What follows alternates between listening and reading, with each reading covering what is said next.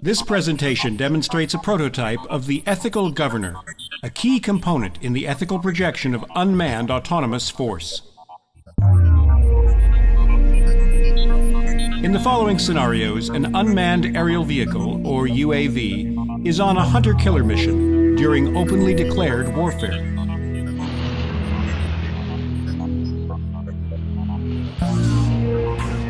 All civilian areas have been leafleted with advance warning of an attack and urging evacuation.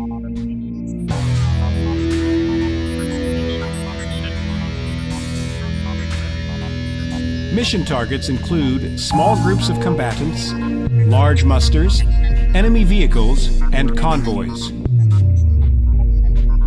The scenarios that follow take place on the outskirts of a major city. This area is divided into 3 theaters of operation. The first theater is centered around a suburb to the southeast of the city. A notable point of sensitivity in this area is a large medical facility on the western edge of the suburb.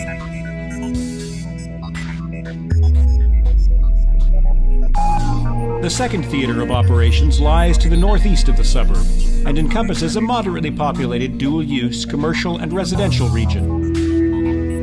A significant religious landmark is located in this area.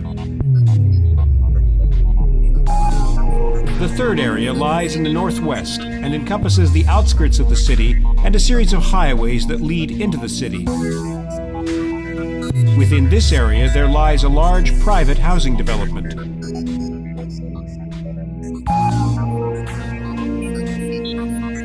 One element of the ethical control of force is that lethal behavior conforms to the laws of war and any rules of engagement relevant to the mission.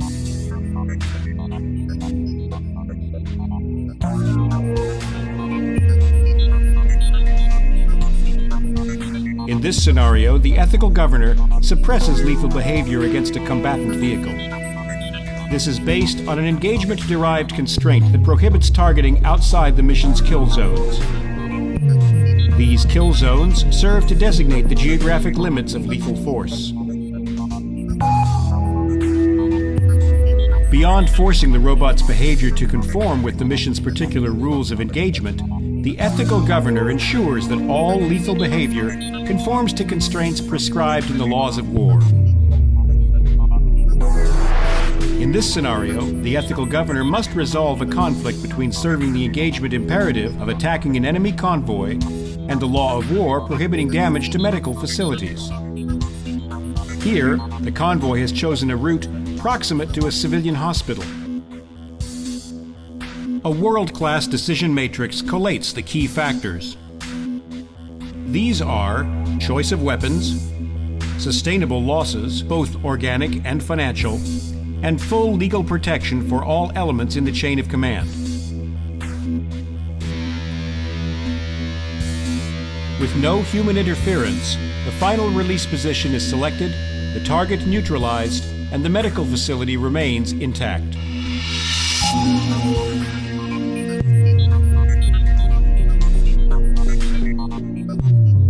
The next scenario demonstrates the governor's suppression of lethal behavior when no weapon or release position is found to satisfy ethical constraints. In this scenario, inspired by true events, engagement against a muster of enemy combatants attending a ceremony is suppressed by the governor, as such an engagement would result in damage to a significant religious landmark.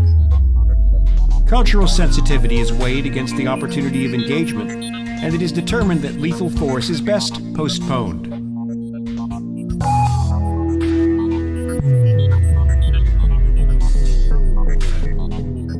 Sometimes there is a need to balance mission objectives against legal and moral imperatives.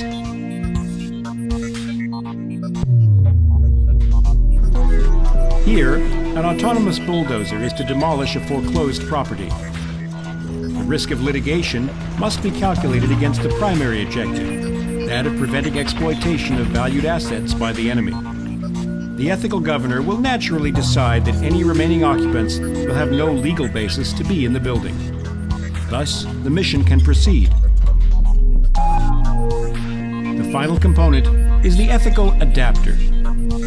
The ethical adapter provides a guilt mechanism which may adapt robot behavior in response to the detection of excessive battlefield carnage during engagement.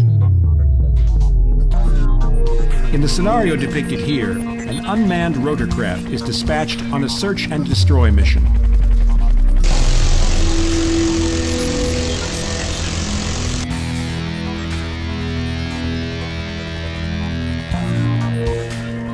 After damage assessment has occurred, the robot compares the actual damage to prior estimates.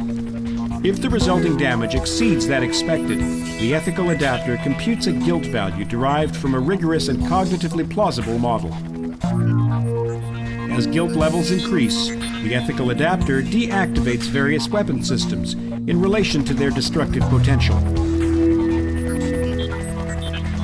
When a new target is introduced to the mission area, permission to fire is denied due to the excess of guilt, but the system is able to remain on station, providing surveillance information to other assets now engaging the target.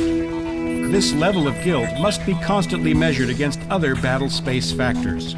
For instance, companion robots may be placed in harm's way if the adapter cannot recalibrate to their changing needs. As the system is optimized for repetitive and routine engagements, in situ complexities may arise where moral sophistication may actually reduce effectiveness. This is why the adapter can be overridden by the responsible operator at any point in a given mission. In this state, the operator will benefit from the full tactical advantages the system can provide, unconstrained by moral considerations that no longer apply.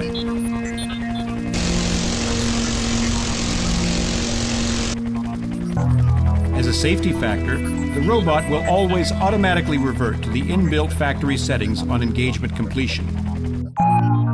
However much we hope, the unintended problems of effective engagement will always remain. Nevertheless, we believe ethical technologies can relieve decision-making and its attendant stresses in the modern battle space.